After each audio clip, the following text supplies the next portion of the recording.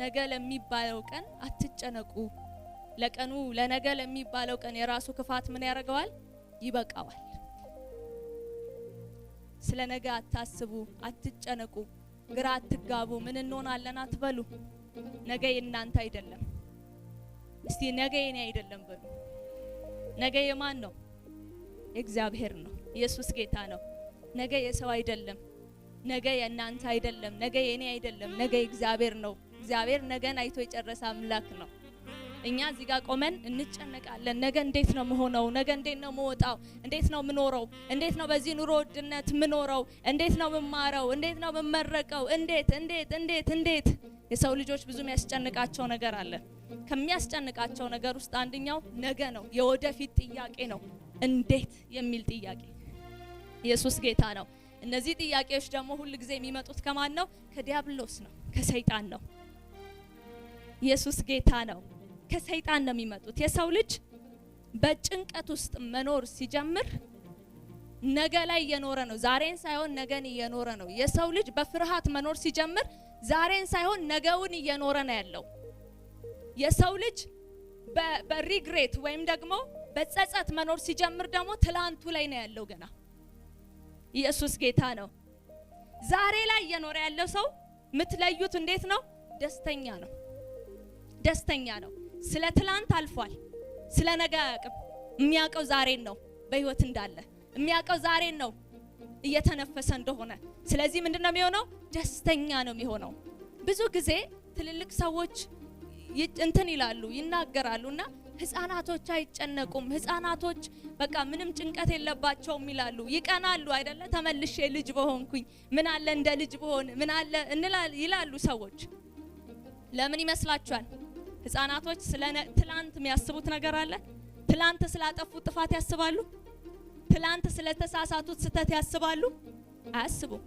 ነገ ደግሞ ምን በላለው? ወይኔ ሲነጋ ማን ነው ትምህርት ቤት ክፍያ የሚከፍልልኝ? ወይኔ ምንድነው ነገ ምሳ የሚሰራው? ወይኔ ከየት አምጥቼ ነው ቤት ኪራይ የሚከፍለው? አንድ ነገር ያስባሉ። በጦርነት ሀገር ለጥ ብለው ይተኛሉ። ኢየሱስ ጌታ ነው። ምንን እየኖሩ ስለሆኑ ነው? ዛሬን። እግዚአብሔር የሰጠን ቀን ዛሬ ነው ይላል መጽሐፍ ቅዱስ መዝሙር ላይ ሲናገር። በመዝሙር 118 ላይ ሲናገር ምን ይላል? እቺ እግዚአብሔር የሰጠን ቀን ናት፣ ደስ እንሰኝባት ይላል። ሰይጣን ከሰው ልጆች ምን ሊያረግ ይመጣል ይላል? ሊሰርቅ፣ ሊገድል፣ ሊያጠፋ አይደለም ይመጣው። ከሚሰርቀው ነገር ብርና ወርቅ ሀብት ብቻ አይደለም። ሰይጣን ጤና ምናምን ብቻ አይደለም ይሰርቀው፣ ዛሬያችሁን ይሰርቃል። ዛሬን እንዳትደሰቱ፣ ዛሬን እግዚአብሔር እንዳታከብሩበት፣ ዛሬን እንዳትሰሩ፣ ዛሬን እንዳትለመልሙ፣ የዛሬ ጥርቅም አይደል ነገ ብላ የጠበቃችሁት ቀን ልክ ዛሬ ነው አይደለም የሆነው። ነገ የሚባለው ቀን ላይ ስትገቡ ዛሬ ብላችሁ ትጠሩታላችሁ። ከዛ ለሌላኛው ነገ ደግሞ ትጨነቃላችሁ። ነገ የሚባል ቀን የለም። ኢየሱስ ጌታ ነው። ትላንት ነገ ብለን የጠበቅነው ቀን ሲነጋ ምን እንለዋለን? ዛሬ እንለዋለን አይደለ? ከዛ ለሌላ ነገ ደግሞ እንጨነቃለን። ሰይጣን በእንዲህ አይነት ኮንፊውዥን ነው ህዝቡን የሚያስረው የሚይዘው። ለምን እንደሆነ ታውቃላችሁ? እግዚአብሔር ቃል ሲናገር ምን ይላል? ስለ ነገ ብዙ ጊዜ አያወራም። እግዚአብሔር የሚያወራው የመዳን ቀን ዛሬ ነው። ይቅር የመባባል ቀን ዛሬ ነው። መስዋዕት ከማቅረብ በፊት ሂድና ወንድምን አሁኑኑ ምን በል ይቅርታ ተጠያይቀና። ለነገ አይቀጥርም እግዚአብሔር። ነገ የእናንተ አይደለም። ነገ የኔ አይደለም። ነገ ትኑሩ ትሙቱ አታውቁትም።